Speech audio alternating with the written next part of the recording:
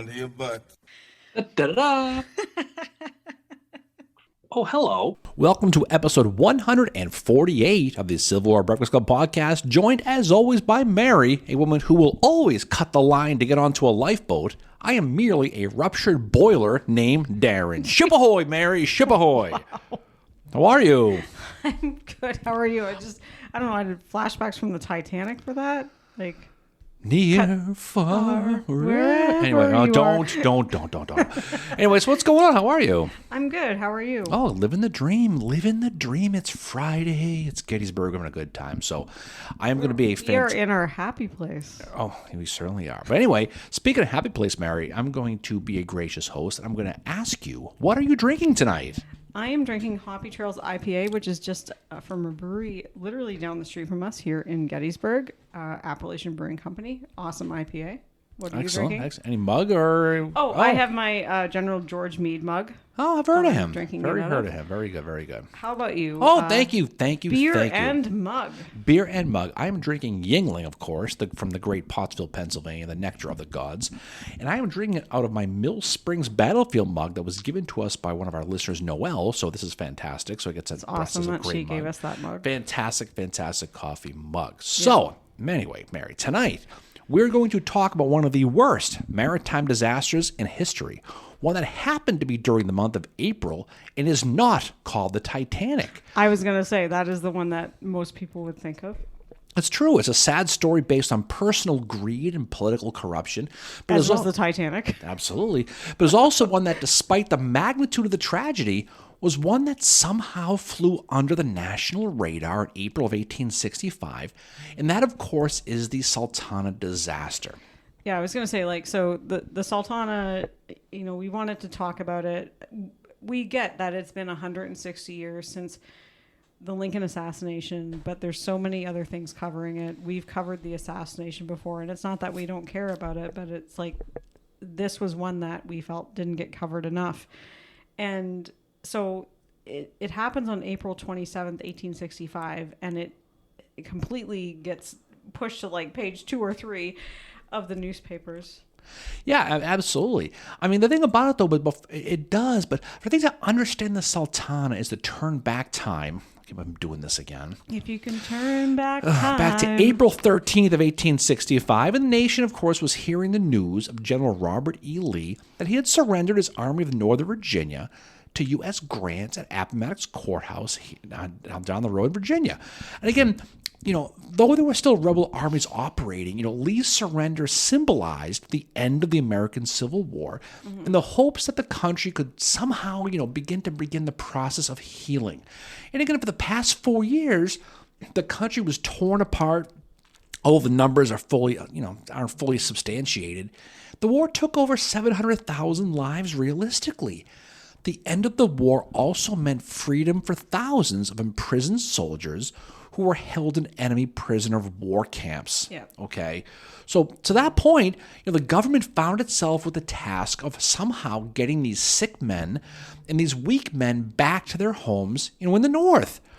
One of the many issues the federal government had to deal with, this was a major one, and it's one that's not really reported as much. You think of the war ends at Appomattox, the rebels, they walk home, they get an Uber, however the hell they do it. Well, honestly, when you're looking at the end of the Civil War, which we're at the 160th anniversary of that, we heard a lot about Appomattox, and then it just drops off. We still have the surrender at Bentonville with Sherman, and then we have the anniversary of John Wilkes Booth getting captured and subsequently killed is tomorrow. And that's one of the reasons why the Sultana gets overshadowed. But you don't hear about this. You don't hear about the aftermath of what happens with the prisoners, with these guys that are going home. It's like April 9th happens and it just kind of drops off after that, which is kind of a disservice to the aftermath of this war that has ripped this country apart. Yeah, and then remember, Mary, thanks to people like General William Tecumseh Sherman, if you've heard of him, Mary, yeah. Right?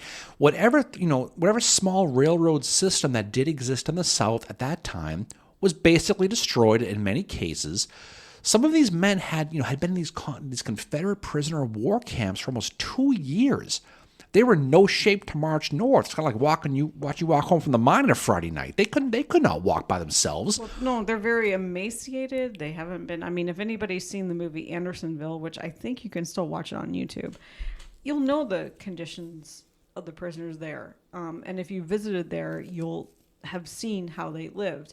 So they are in no shape to walk home. No. At all. The only real way to get these people home, these prisoner of wars, soldiers, was to use the rivers, which meant getting large amounts of men onto ships and getting them to points in the north where they could get a train back home. So to do so, it meant they needed large camps where the men could travel to await their boat ride back home north. And the primary one was 4 miles north of Vicksburg, Mississippi. It was called Camp Fisk. Now, Camp Fisk kind of sprung out of accidents. If you look at the history back in the spring of 1865, in February of 65, Henry A.M. Henderson, another A.M., must be another morning person, Mary. Like A.M. Sterling Wood. A.M. Sterling Wood. But Henry A.M. Henderson, a Paris, Kentucky native and Confederate colonel, he reached out to the Union authorities in Vicksburg to request food and clothing to be sent to the Cahaba Confederate prisoner of war camp for their Union captives. Now, Henderson was the commander of the Cahaba prison, which was one of the largest POW camps in Alabama. No one really talks about Cahaba, but I was going to say, and I feel ashamed saying this, but I had not heard of it until we researched this episode. Well, you should be ashamed. I know, I should. Anyway. Like Andersonville and like all the other ones, but I had not heard of this one before. But the Union had complied with that request a few months earlier in December of 64. Now, Henderson was hoping they would do it again. But this time, though, a Union officer and Steuben County, New York native named Archie Fisk, he suggested that how about instead of taking food and clothes to their prisoners in Cahaba, why don't you see if the prisoners can be taken up here to Vicksburg? Now, Fisk was a former member of the 23rd Ohio, and he fought with future U.S. presidents Rutherford B. Hayes, Mary. Perhaps you've heard of him. William McKinley, maybe you've heard of him too, in the Eastern Theater. But Fisk figured the war was basically over, so you know what? YOLO, why not, right? The troops would still be under Confederate control. They'd still be prisoners, but they'd be fed and adequately clothed under the eyes of the federal government in Vicksburg. Henderson's like, yeah, this sounds great. So in early of April 1865, a boot, 5,000 Union POWs are going to be sent to the newly created Camp Fisk, named, of course, for Carlton Fisk, the Boston. From Archie Fisk, okay? These 5,000 POWs, they get sent to Camp Fisk, were not only from Cahaba, but also still imprisoned at the notorious Andersonville prison down in Georgia. Many, again, were the sickest of the sick. Now, a lot of the Anderson people got released and sent to places like Florence, but the people left behind were the ones who could not move. I mean, there are pictures of them which are horrific. I'm sure everybody knows the picture that I'm talking about. You see it as you walk into the Gettysburg Visitor Center Museum. It's there. Like after you've seen the movie and done the cyclorama and go into the museum part of it, you see the picture of the prisoner from Andersonville. It's very, they have not been fed, put it to you that way. That's sad. But Cahaba was no picnic either. And although not as infamous as places like Andersonville or Florence or places like that, these people suffered as well. Cahaba was located in Dallas County, Alabama, not far from Selma, and was built to hold 500 Union prisoners at most. By March of 65, it housed over 3,000. But again, because the camp was located along the Cahaba and Alabama rivers, it flooded often. And as a matter of fact, in the spring of 1864, Mary, the camp was so flooded, the men literally had to stand in knee-deep water for weeks at a time until it receded. That's disgusting. That's tough. Tell about it. You, David, right? But again, that's the deal, that they're standing, and just imagine the standing water led to sickness as disease spread quickly. I mean, you could just imagine. When Appomattox happened, it was clear the war was over. Camp Fisk became a holding camp where they would await transports to take them up the Mississippi River and eventually to home, right? Now, these 5,000 men who endured pure hell, they were released to Camp Fisk near Vicksburg on April 9th of 1865, And upon their arrival, they would wait their turn to board a boat to bring them home. Mm-hmm. Now, one of the men that we'll talk about here is a private. His name was Chester Berry. He was from Company I of the 20th Michigan, who had been captured at Cold Harbor, Virginia on June 2nd of 64, and he found himself as a guest of the state of Georgia at Andersonville. He wrote upon his arrival at Camp Fisk. Now, again, this is a guy who just got released from Andersonville. Yep. He's going to write in his memoirs, one of the better firsthand accounts of this whole story we're going to talk about is him. He wrote of his arrival at Camp Fisk, "I never experienced a happier day in my life than what I did when we marched on the Stars and Stripes. It seemed that old wise ruler made brighter sunshine so that we could see the flag unfurl itself and kiss the sunshine." Okay, dude was happy. At Camp Fisk, these newly freed soldiers, these former prisoners, they sat around and exchanged stories, amid the pure joy of the reality that they were finally going home to see their family and friends. Yeah, and you can imagine, they've been holed up in Andersonville or Cahaba for how long? And Andersonville, for anybody who's been there, how it is. Just not saying like you as a prisoner, but if you visited the National Historic Site of Andersonville, it is a very moving place to go. Oh, there's no question. But to get these men home, the government, again, they had employed steamboats that could operate in the murky Mississippi River that in 1865 was overflowing due to rain and that had flooded farms and towns that sat along the river. That old man river song, Mary, that's fake. Yeah. I mean, the river was wild. It overflowed. It like I said, it flooded entire towns, farms. And this is the springtime of 65. Yeah, and especially if it's during the springtime, you have all that runoff from the ice and all that during the winter that you're having to deal with as well. And that's going to create conditions that are not... If your boat is not 100%, which is what we're going to talk about, is not going to be conducive to sailing down it. No. These steamboats had huge paddles and smokestacks and were built to carry large amounts of cargo.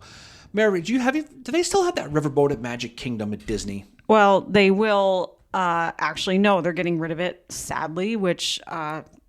Bob Iger, I don't like that decision you made. All right, I said my point. All right. Well, anyway, most of the steamboats at that time looked like that and were made to move up and down those brown waters of these rivers. In the 1860s, I know this is going to surprise you, Mary, but very few safety regulations existed in regards to these steamboats. Oh, no shit with this. Such language. But again, they were made as cheaply as possible with light materials to help increase their speed. Many had unsafe boilers. They were painted with wooden decks covered with an oil-based varnish. Basically, these things were Roman candles floating on the waiting to explode. I was going to say oil fire, not a good thing. Absolutely not. So when the war started, the federal government is going to requisition these steamboats to transport troops and supplies. And in their infinite wisdom, Mary, I know this is going to surprise you in the federal government. You know what they did? The few rules and regs that existed, they suspended all of them. Wow, I'm not shocked. Because it was as an exigency to the war.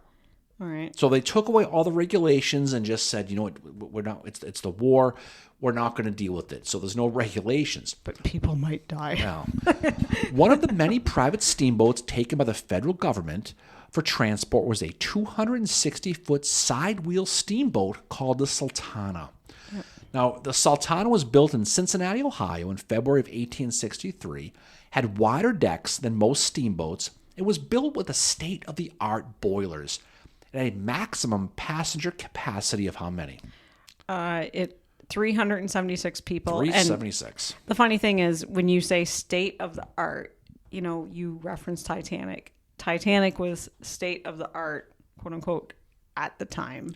Right, but this, again, the Sultana, again, when it was originally launched, the Sultana was called by a local Cincinnati newspaper, quote, another model of Cincinnati boat building that reflected credit on its builders and its furnishers. Didn't realize Cincinnati was known for that. There you go. The boat was also privately owned as well, and between 1863 and early 1865, or it ran a regular route between St. Louis and New Orleans.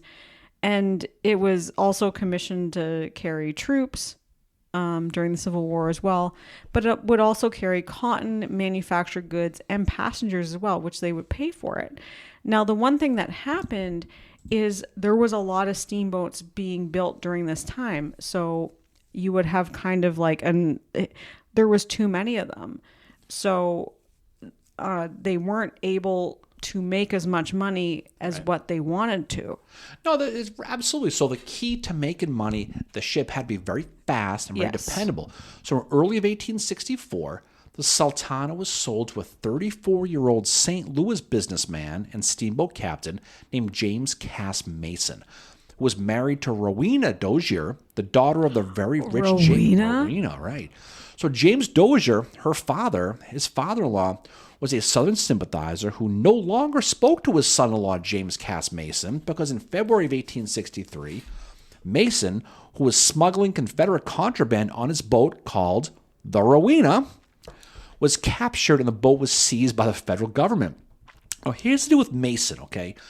Mason was basically the type of guy who would literally do anything for $1. Oh, I gathered that from what I read about him. I mean, after becoming the captain of a boat called the Belle Memphis in early 64, James Cass Mason, captained the Sultana. Now, Mason was the quintessential riverboat captain. He was that wild man, but he was an excellent, hard-charging captain. He worked his crew hard. He especially worked the Sultana hard on those extremely tumultuous Mississippi River. Well, and I think that's because the Sultana was like, as you said, when it was built, it was like kind of described to be ahead of its time. So he's going to want to push it to its limits, right? Kind of like they did with the Titanic. Yeah, Mason loved speed, couldn't get enough of it. You know when you put the destination in Waze and you try to beat it like I do every single time? If it says you're going to get there at 9 o'clock, you want to get there at 8:59. That was Mason. He prided himself on exceeding the expectations of his arrival time. And the reason why was because getting materials from point A to point B meant more money in this highly competitive world of river commerce. Manufacturers wanted men and material ASAP, and it was all about the Benjamins, right? The bucks. That's what it was. And whoever got up and down the river the fastest got paid the most. And Mason, being cheap as hell, took every opportunity to increase his speed and make every possible nickel he could get his hands on. Yeah. So when the war came, Mason's business floundered like Aaron Judge in October, right? And personally, he hit very financial times very hard. He kind of hit the skids. Yeah. And he realized what he needed to do was whatever he could do to make money. And this is why he started transporting those Confederate goods, why he got popped, right? Again, he loved money. He didn't care what he had to do to make it, right? That's exactly who he was. So by the late summer of 1864, Mason was working on the Sultana, and he was working it hard. And he actually even set a new speed record on the Mississippi River. He did. And for that, the Sultana was awarded a set of elk antlers, which was a symbol of a speedy steamboat at the time. Seems kind of weird, but here we are. Captain Mason is going to place those between the twin smokestacks so that when he's in these ports, if he's in, Memphis or wherever, or Vicksburg along the Mississippi, that people that need stuff transported or passengers that need to get somewhere, they can see that this elk antler thing means that he is quick, he is fast.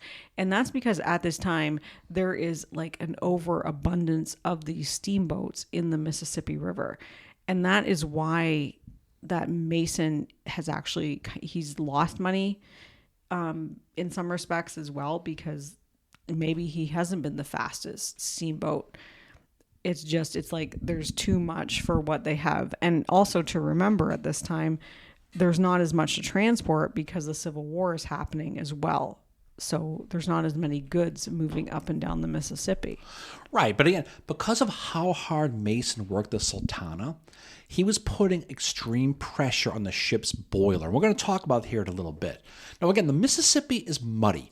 And the harder he drove the Sultana, the more river mud caked the cooling tubes, which would drive up the boiler's internal heat, causing the metal to eventually weaken and become unstable. So over time, from just riding it hard, the boiler would become unstable as pressure would rise, and again, eventually it would rupture.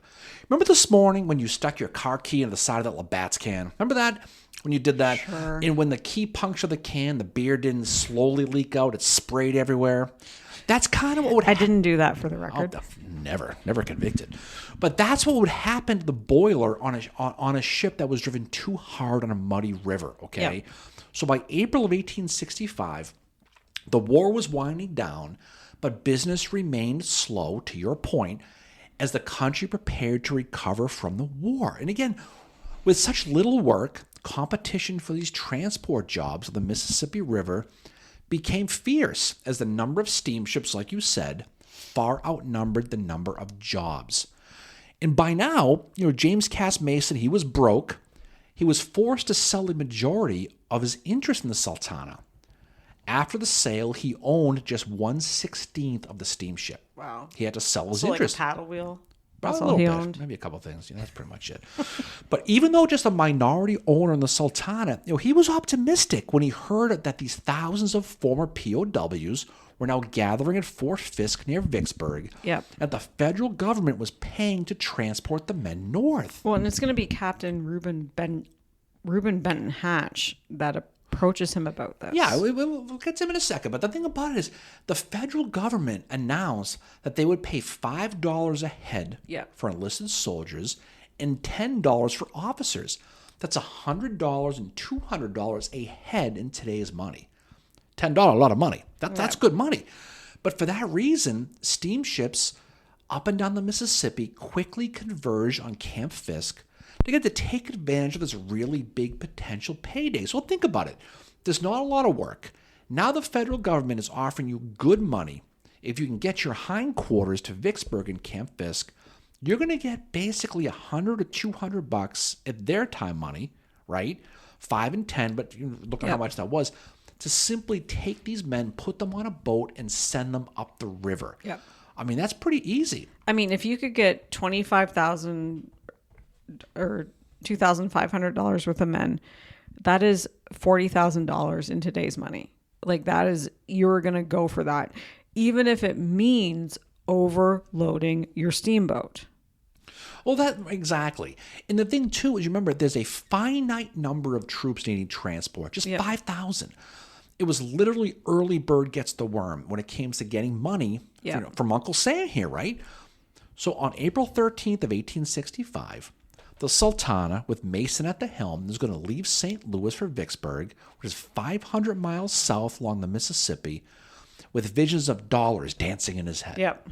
That's who he was, right? It seemed like everybody was going to win here. The mood was high. The soldiers were happy. They were going home. The government found a way to get them home. The captains were going to get paid. Everything's going good. And the next day on the 14th, Mason and his 80-man crew were racing south as fast as they possibly could, and they stopped, and they got some shocking news. So what happened on the 14th of April? Well, Abraham Lincoln is assassinated. That's right. And that is the news that Mason is going to get at this time as he's docked there. So this is huge. Like, this is huge news. But you know what he does to make a buck? He stops and he gets a bunch of newspapers, and he continued down the river because they hadn't heard what happened yet. He would stop at different locations and sell the newspapers for a profit.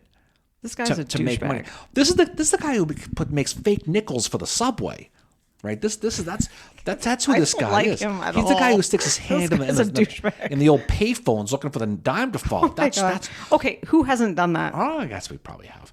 But one people who hadn't heard about Lincoln was the people at Camp Fisk, the POWs. Yep. They had no idea. So the morale remained sky high. They're going home, and who knows. But Mason arrives on the Sultana in Vicksburg on April 17th, where again, this is where it gets back to what we were saying a second ago. Yeah. He is going to immediately meet with Lieutenant Colonel Reuben B. Hatch, the chief quartermaster of the Department of Mississippi. Yeah. Hatch was arguably the most corrupt man in the entire Union No Army. kidding. And he approaches Mason. He knows Mason needs money because of the lack of commerce along the Mississippi River with all the steamboats. And he tells Mason, oh, hey, if you take some prisoners, you can make up to, this much money, like basically $2,500, $40,000 in today's funds. Like, he's like, we can do this, even if it overloads your boat. And Mason is like, okay, sure, that sounds good. Hatch was a New Hampshire guy from Hillsborough, New Hampshire. And again, he was in charge. He is the chief quartermaster in the area. He was in charge of transporting these POWs at Camp Fisk home.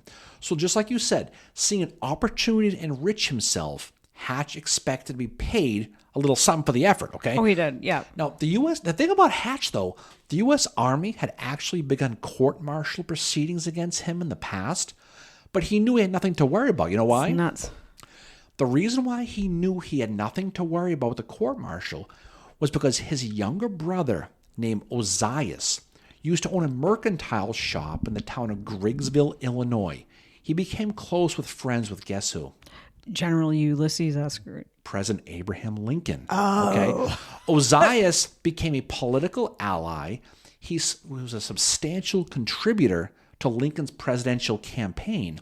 So when the court-martial proceedings began against his brother Reuben, guess what happened? It didn't happen. The White House quietly made the whole thing disappear. Wow. Honest Abe. There we go, right? Wow. But again, Reuben knew he was basically immune to anything, and he took full advantage of the corruption. So James Cass Mason will meet with Hatch upon his arrival on April 17th at Camp Fisk, and this is really where the tragedy of the Sultana begins, right? Mason made it very clear to Hatch that, look, I need money, and soon a deal was struck between the two. So again, Hatch promised Mason that he could transport up to 1,400 prisoners at $5 or $10 a pop, based on their ranks, if Mason gave Hatch a cut of the proceeds. Okay. Now remember, we said earlier the Sultana had a maximum capacity of what? Oh, it was 376. 376. So again, they're overloading it. Hatch is promising Mason 1,400. Now, again, with dollar signs flashing in his eyes, right? Just like it was. Mason completely ignored the maximum capacity issue and said, yeah, I can do that. I can take 1,400 on your boat, Mr. Hatch. So now Mason suddenly found himself soon to be paid for transporting 28% of the entire total POWs. He must feel like he won the damn lottery. Yeah. Right? All of a sudden, visions of endless extra-large DQ blizzards are dancing in his head at this point, Mary. Yes, so I'll take the extra M&Ms. I'm rich. I'm loaded. But Mason's joy was temporarily short-lived, though, because on April 23rd, he got some really bad news. And he did. So he is back in Vicksburg at this point because of an issue with the boilers on the Sultana, and they need major repair work. And this is likely because Mason has been pushing the Sultana to its maximum. You think that the Titanic, when the Titanic is going across the Atlantic, they decide to push it to its maximum. Now it hits an iceberg, which nothing to do with, mechanical failure, but he is pushing this boat and it needs major repair work. And he's told this, but he decides, because he needs the money, he's just going to have the leaky boiler, which is not good, patched rather than the more extensive and time-consuming repairs that is needed. And this is to get the money from the prisoners that he's going to transport. Right. So he was, we were saying before, the harder he worked the boat, the more likely it was going to rupture the boiler. So on April 23rd, it started to happen. So it ruptures from being that overuse, and those cooling tubes filled up with mud from the river and making the boiler unstable. So the Sultana's chief engineer, he made the determination that he decided that the engineer, the entire section of the ship's boiler needed to be replaced, and it was going to take weeks to get repaired. Yep. Now, again, knowing that 2 steamships had already arrived and taken 1,300 and 700 of the 500 men already, waiting for a full repair meant that Mason was going to miss out on everything. So just like you said, so instead of replacing it, he called in a Vicksburg Boilermaker to put a temporary patch on it so he could keep on his schedule. Remember the infomercial with that smiling guy with the flex shield who slapped the patch on the side of the boat and smiled? That's what I was thinking. That's kind of what it was. What I was thinking. This may have actually been the guy. Well, maybe it was the ShamWow guy. I don't know. One of those commercials. One of them is dead now, right? I think. But that's basically what he did. He slapped a patch on it. It looks good. We're going to do it. So not really but that's what happened. So again, for Cass Mason, crisis was averted, and he went to shore now to begin to gather those POWs to board the Sultana. Yeah. The man who was physically in charge of moving the troops from Camp Fisk to the dock for transport was a man named Captain Frederick Speed. Now, Speed's job was to move the troops from Camp Fisk to Memphis and then to Cairo, Illinois, and it would physically bring the men to the steamship. So the boats would take the men up to Memphis and Cairo. Speed's job was to get their butts from the camp to the boat. That's basically what his job was. At the time, Frederick Speed was only 24 years old. Wow. He's from Ithaca, New York. Fun fact, Mary, after the war, he remained in Mississippi, became a prominent Freemason, and would actually be elected the Grand Master of the Grand Lodge of Mississippi in 1882. So he was the big man. Nice. Right? But again, Speed had no knowledge whatsoever of the deal Reuben Hatch made with James Cass Mason. So he's going to begin to move the men via train, 600 at a time, from Camp Fisk to the dock where the Sultana was waiting to be boarded. Now, Speed was present when that first load came, and the 600 boarded the Sultana, but for some reason he was called away. And he was gone for a couple hours, and when he came back, he saw the second train being loaded onto the train, or so he thought. It was actually the third train.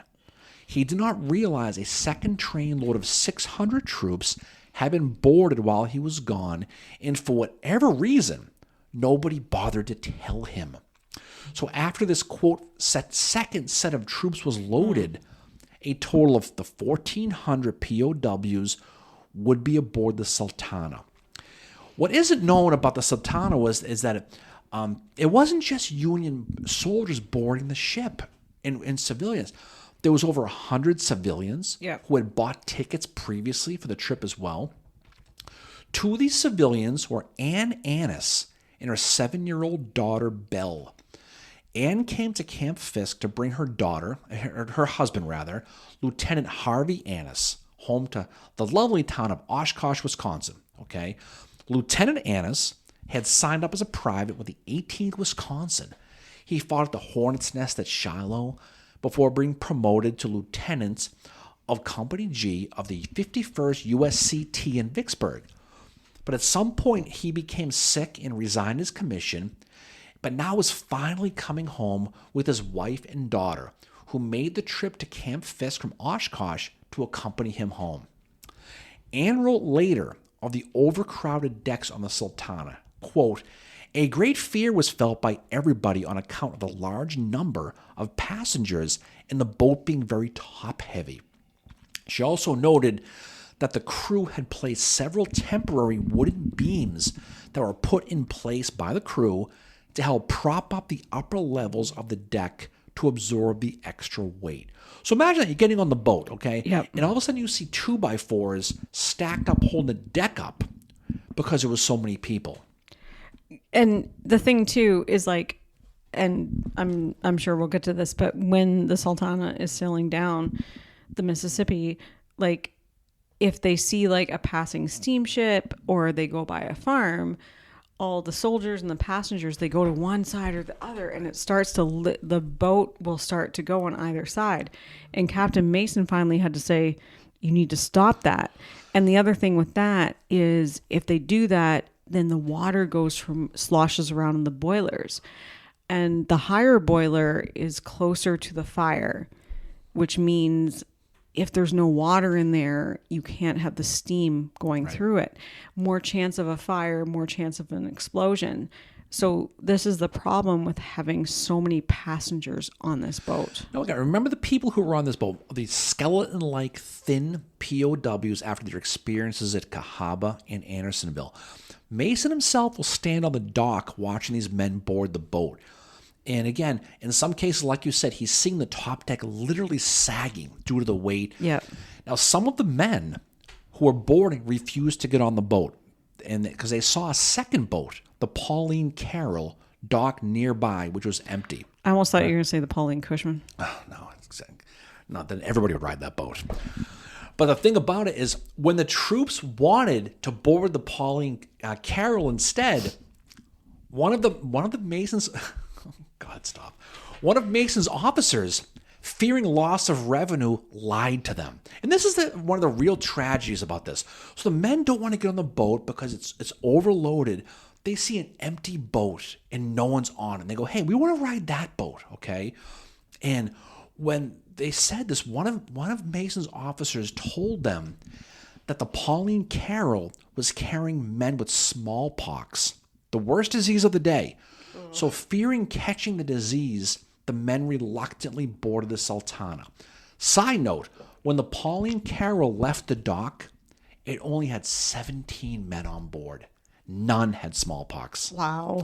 So they lied so the people, they would not lose that $5 or $10 by going on the other boat. Oh my God. Private Isaac Van Nuys of the 57th Indiana, he wrote, when we were crowded on the vessel, I think it was 6 times its capacity. We were huddled together like sheep for the slaughter.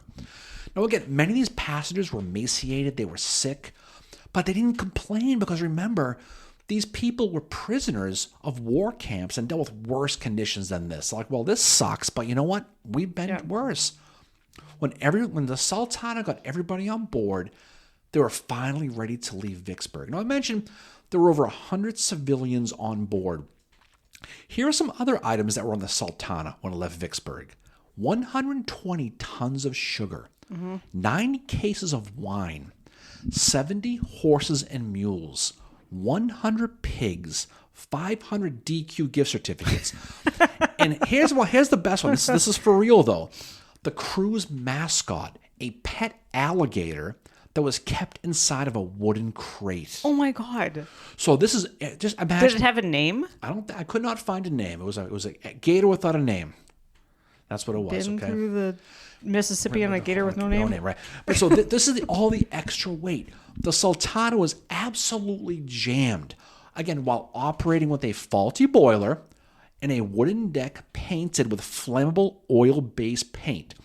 So you don't need Miss Cleo to tell you where this one's going, okay? It's going to be But again, bad. just as a comparison, the Sultana was 260 feet long, which is a little smaller than a football field, and loaded with 2,500 total people with a maximum capacity of 376.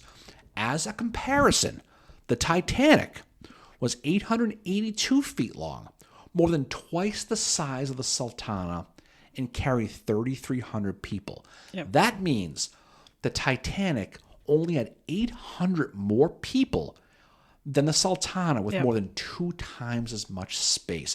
This was a clown car. This was a subway. Imagine being on a subway in rush hour, elbow to elbow and butts to nuts. That's what this was, on right? the T in Boston. This was a social distancing nightmare, is what this thing was, okay? So this is the situation they were in, okay? So you just going through this. Just before leaving, Captain Mason began to worry. He started to look at the boat and realize how packed the ship was, and he saw the top deck literally leaning due to the weight. He began to feel a little bit greedy, like maybe this was a mistake. I don't know, Davey. Maybe I screwed this whole thing up. But nonetheless, at 9 p.m. on April 26th, the Sultana will begin its 400-mile journey up the Mississippi for Cairo, Illinois. Private Chester Berry, we talked about him earlier. Yeah. He quoted, in his quote, "A happier lot of men I never saw as these poor fellows were. The prospect of soon returning home made them endure an amount of crowding." Now, the Sultana is going to make one stop on the way in Helena, Arkansas, Yep. when it almost hit disaster.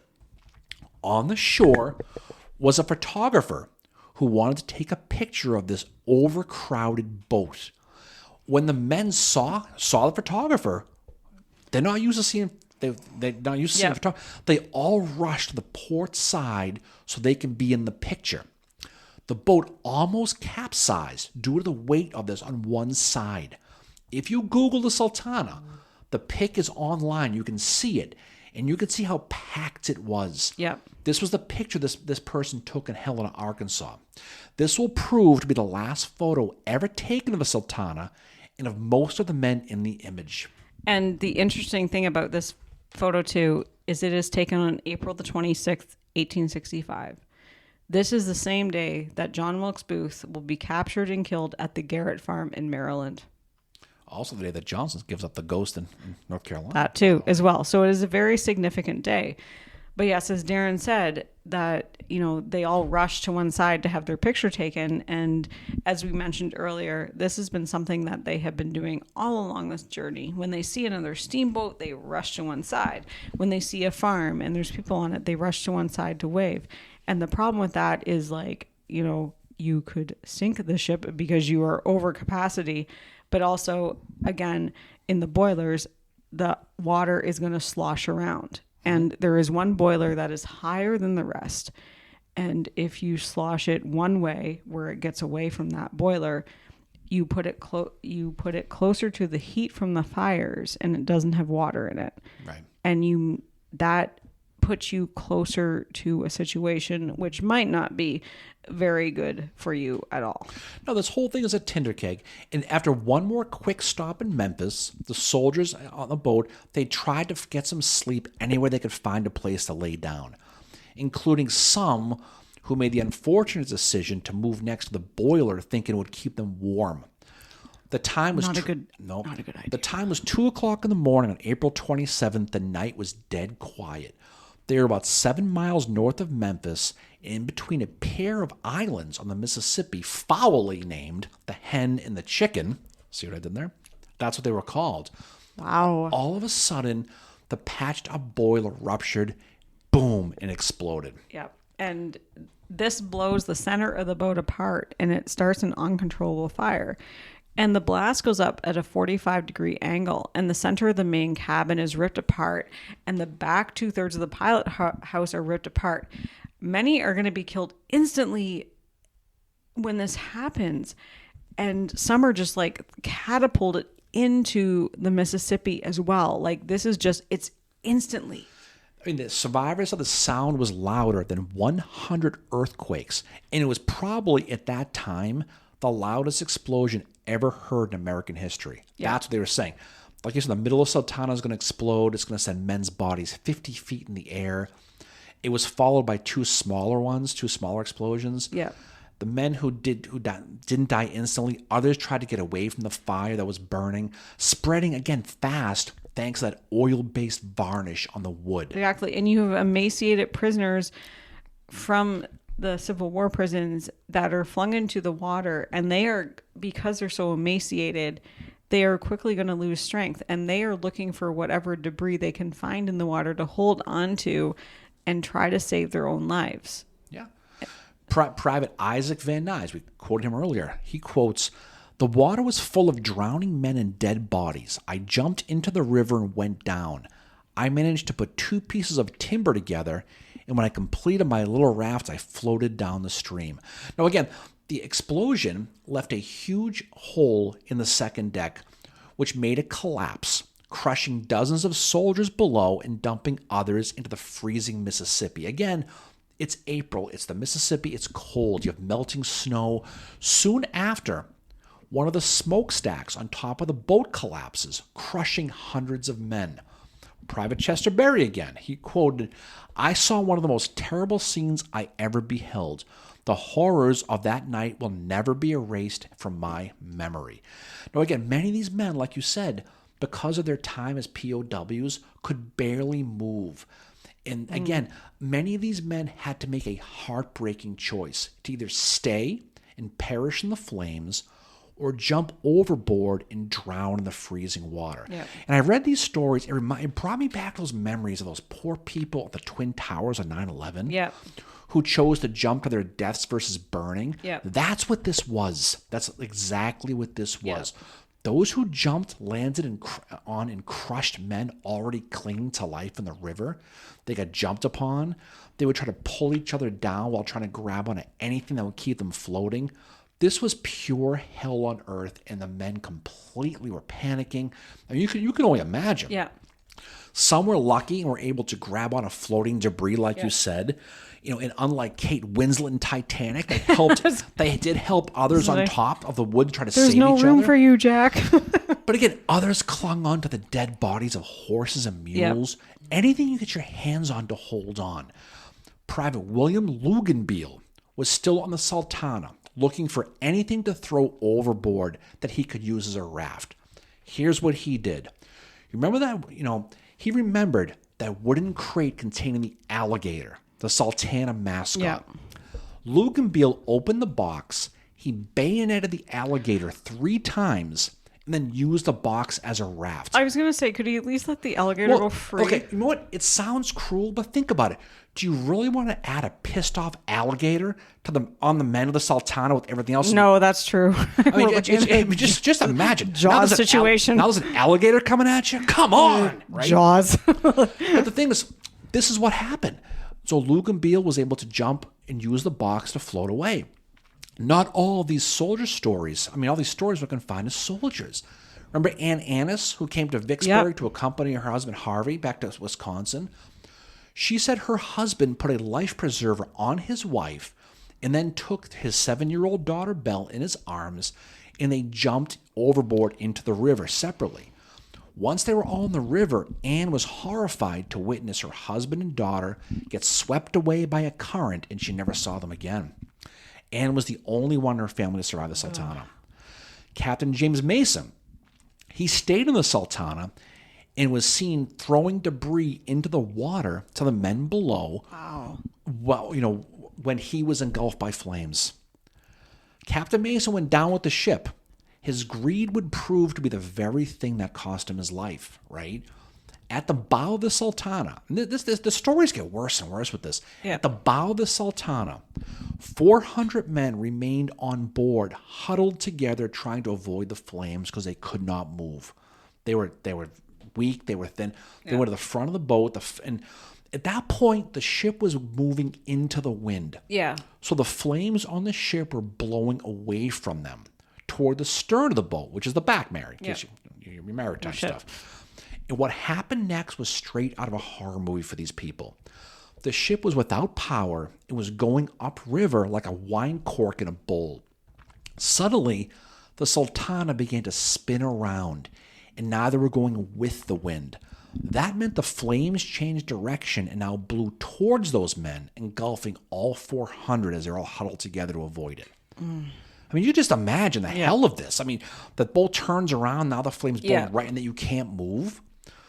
The Sultana was soon abandoned by anyone who was still alive, and anyone who was still living was now somewhere floating in the Mississippi River. Oof. But again, it didn't take long for these loud explosions and the bright light on the river to attract attention from other boats up the river. The first boat to arrive, about an hour after the initial explosion, to rescue those in the water was a steamer called the Bostona II. It was making its maiden voyage under a Captain Watson. Captain Watson saw hundreds of men in the water. He ordered all floatable items on his boat to be thrown overboard. Watson and his crew on the Bostona II rescued about 200 men from the river, they said. Soon dozens of others were rescued from additional U.S. warships, including the gunboat Essex we talked about that ran the gauntlet in Vicksburg in 1863. The Essex rescued Private William Luganbeal, who was found floating in the alligator crate. They say the Essex is the one who saved him. Oh my God. Okay. In morning light on April 27th, the Sultana had drifted another 6 miles before sinking in modern-day Marion, Arkansas. Wow. Now, a total of 786 men were rescued, or people, because it was women too, of which 200 would soon die of exposure and injuries caused by the Yeah, experience. the burns. And the Sultana is going to be, I think to this day, the deadliest disaster in U.S. maritime history. It is. In the end, no one knows exactly how many died in the Sultana. Some historians place the number at 1196, while others are as high as 1864.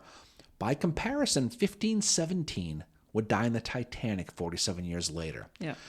The waterfront in Memphis was transformed into a large morgue. It was Much said, like Nova Scotia. Yeah. I think it was Halifax, Nova Scotia would have been for the Titanic. Yeah. It was said that when they lined up the dead bodies along the waterfront, the line of dead bodies stretched 4 blocks long. Hospitals were mobbed with survivors, including Private Chester Berry and Ann Addis, who traveled from morgue to morgue in vain, looking for her dead husband and daughter. Now, as the survivors' conditions improved, they would slowly leave Memphis, ironically on steamboats, because what else are you going to do? But I would be like, no, thank you. Yeah. But it took them to a place called Camp Chase in Columbus, Ohio, where the POWs were finally officially discharged from the United States military. The last survivor left Memphis on June 7th of 1865. Now, here's the thing, though. Not surprisingly, many of the survivors petitioned the federal government for some sort of restitution for their experience. Well, no shit. Like, beyond the normal $8 a month soldier's pension. Yeah. And also, not surprisingly, the federal government rejected all of their requests. And of course.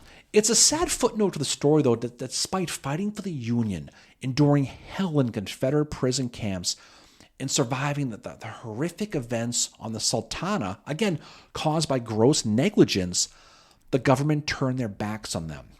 They even tried to screw Private Chester Berry, who was quoted throughout the story we've been talking about. Since Berry mistakenly showed up on the roster of Sultana's dead, they tried to take away his $8 pension unless he could prove his identity and that he was still alive.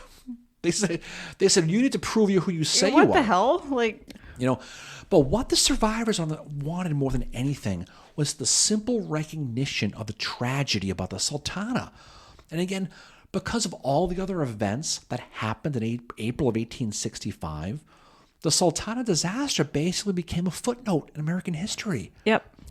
Thanks to 4 years of endless death in the American Civil War, society had grown immune to tragedy, and the Sultana was just another wartime incident and another list of the dead that fatigued the nation.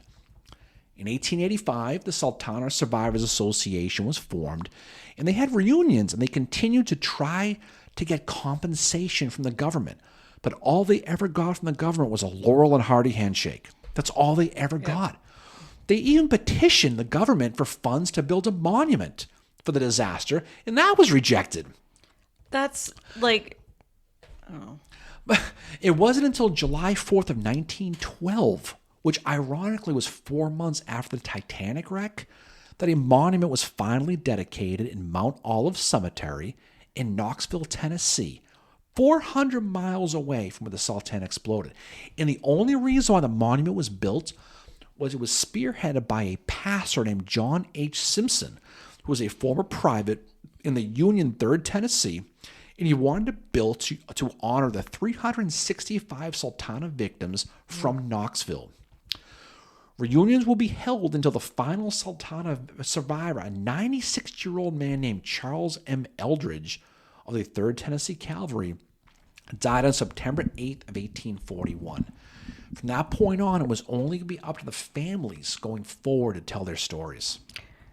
And that's what's so sad about this, and I think that's why it gets forgotten. And also, too, like, as you said, like, this is the Sultana is happening at a time when, like, it's like, okay, like, Lee has surrendered, yes.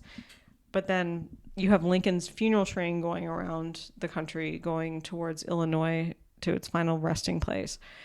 But you have the day before the Sultana happens, you have John Wilkes Booth getting captured at the Garrett Farm and then killed. And that is going to be headline news on the 27th. The 27th is when the Sultana happens. But still, news of getting Lincoln's assassin is going to overshadow that. And that's why this maritime disaster, the severe maritime disaster, does not get heard about enough. And I don't know. I think the two of us agree that this is something that needs to get talked about more. And this is also something that is a post-Civil War thing. This is looking at how is the U.S. dealing with these prisoners from Andersonville? How are we getting them back to their families and getting them home? And this is one of those ways. The Sultana was one of those ways. And that's something that does not get talked about post-surrender. The one thing the government did do, they didn't lift a finger to help the survivors, but they made sure to help put salt in the wounds of these people. They launched an investigation into the events of the Sultana on April 27th of 1865. The government wanted to know who was responsible for choosing the Sultana and who was responsible for overloading it with POWs. You know who they ultimately blamed? Did they blame the corrupt quartermaster Reuben Hatch? Nope. His political cover. They blame Mason, right? Nope. Even though Lincoln was dead, they still absolved him. Hatch quit the army so he could not be court-martialed immediately. Wow. James Cass Mason, you say? Nope, he was dead. The person they blamed and punished was Captain Frederick Speed, the 24-year-old who was merely in charge of delivering the POWs from Camp Fisk to the boats. He had no idea the deal between Mason and Hatch. They blamed him. Fisk was convicted, but the case was overturned in 1866, meaning to this date, 2025, nobody has ever been held responsible for all the deaths on that night of April 26, 1865, on the Mississippi. The Northern press, they were pissed. The Chicago Tribune, they wrote, quote, "This report reads very much like a studied attempt to conceal the guilty and whitewash those who crowded 2,400 souls onto a boat that not have had to have received 1/4 of that number." But there was some positive to come out of the Sultana, okay? 1866, the Hartford Steam Boiler Inspection and Insurance Company was created, and regulations for steamboats were written. Boilers needed to be replaced with safer ones, and the maximum capacity of passengers was to be strictly enforced. The final mystery about the entire thing was that nothing had ever been figured out what happened until the actual Sultana herself. It had disappeared for 117 years until 1982. It was discovered buried in a soybean field near Mound City, Arkansas, by a Memphis attorney named Jerry Potter. He had a group looking for the Sultana, kind of like the Oak Island treasure guys. Yep. He was looking for it and he found it. He found blackened wooden planks that were 30 feet below the surface on land, but again, it explains how the river had shifted and how it moved around. And they finally found the boat. But in the end, the Sultana remains the greatest maritime disaster in American history. Yet because of other events that had happened during that time, it is strangely understudied. The dead have never truly been honored. A monument was never built by the government. No pension was ever given to the survivors. And the government never even gave them the courtesy of finding someone to blame for this. They dropped it. They let it go. The entire thing reeks of complete government corruption, and it cost thousands of lives. The type of lives, you think about POWs now. Yes, yeah. You bring people back from these horrible wars and different things like this. You're taking, when these people needed their government the most to take care of them, the Lincoln administration, all of them turned their back on these people and pretends it never happened. Yep. And it's one of the greatest tragedies, if not the greatest tragedy in the American Civil War. To think about the fact that you have survived the war. You survived Andersonville, Cahaba, all these things. And Private Berry talked about how happy they were to be going home. Yep. You could just imagine the joy. For this to happen to them because of greed and complete incompetence is really something that really, really, really needs to be studied more, because it's really a black mark in American history. And again, because of everything that happened during that month of April 1865, it was shunned up. It was brushed under the rug.